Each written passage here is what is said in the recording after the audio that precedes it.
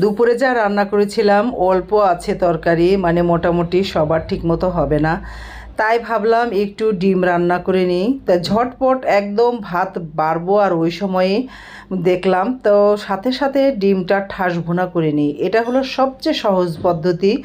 একদম পেঁয়াজ দিয়ে দিয়েছি আর হলুদ মরিচ ধনিয়া সব মশলা দিয়ে মশলাটা একটু নেড়ে চেড়েই একদম দিয়ে দিলাম এই ডিমগুলো। 4টা ডিম আমি ঠাস ভুনা করে নিব।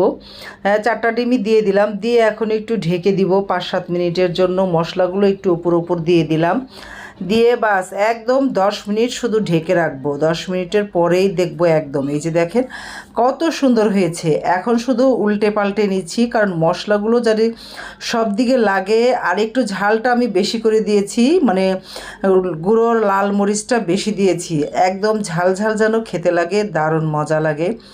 আসলে ভুলে গিয়েছিলাম এত তাড়াতাড়ি